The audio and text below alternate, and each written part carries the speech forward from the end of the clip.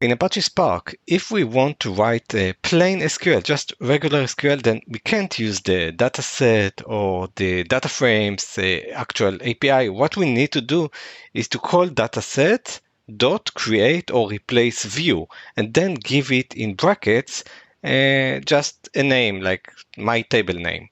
So if we call DataSet.createOrReplaceView and then in brackets my table name, then we can then run spark.sql and then select star from my table name. So the first step is to call dataset.createOrReplaceView, my table name. This function will return nothing. Practically, it returns a void. And under the hood, it would create a view. And on this view, with the name that we've given it, we can run actual SQL.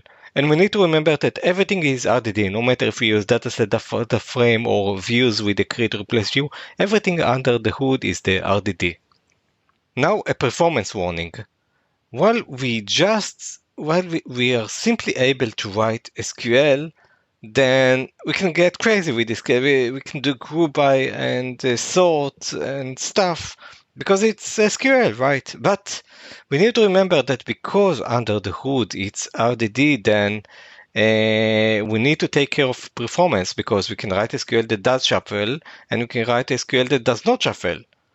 For example, if we use the distinct keyword, then this probably means a shuffle because we need to scan all the data and see that the value is distinct. So we need to scan multiple partitions.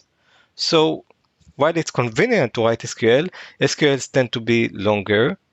And in SQL, we tend to think everything is optimized by the query optimizer. But of course, as it's on multiple partitions, we need to take care of performance and if this SQL will trigger a shuffle or not. And now for dataset versus DataFrame. What is the difference between dataset and a DataFrame? A DataFrame is the same as dataset, but it's a dataset of type row.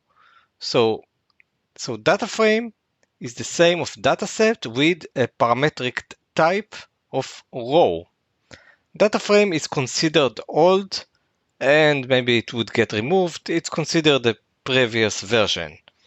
And note that when we call spark.createDataFrame, it would actually return a dataset. And why is that? Because we said it's practically the same. A DataFrame is a dataset of type row. And the dataset, of course, can get any type. If you create your own object, then the dataset can be of this type. But specifically, a dataset of type row is a DataFrame. How do we create an in-memory DataFrame? So first we create a row because we remember that we said that DataFrame is dataset of type row. So we need first to create a row. Then we add multiple rows, actual row objects from Spark. So we create one row, second row, third row, put them in a list, array list or something. And then we call spark.createDataFrame with our rows and with a schema. In order to create a specific row, we can call rowFactory.create and then give it the value 1 and value 2 for each column. And next, when we have the list of rows in a list, we can call spark.createDataFrame because we said that DataFrame is a dataset of type row. So in order to create a DataFrame, we need a bunch of rows. So we call spark.createDataFrame with two parameters. The first parameter is row and the second parameter is a schema. What is a schema? So a schema is composed out of a struct type. So in order to create a schema, we create new struct type, and in this struct type, we put an array of struct fields. So a schema is actually an object of struct type, and the struct type is actually constructed in the constructor with an array of struct field. Each struct field represents a column.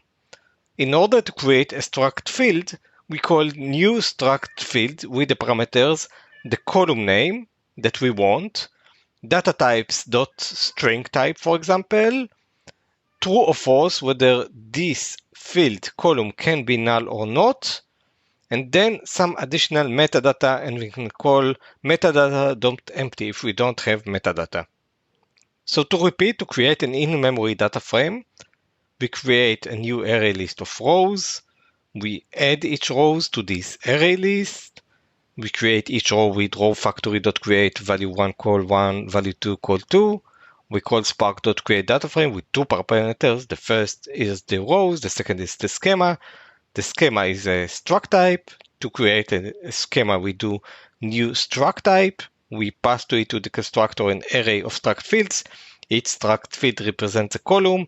And to create a new struct field, we can just call new struct field with the column name, the data type, be it string type or integer type, whether it's nullable or not, false or true, Boolean, and whether the metadata is empty and or not. If we want empty metadata, we call metadata.empty.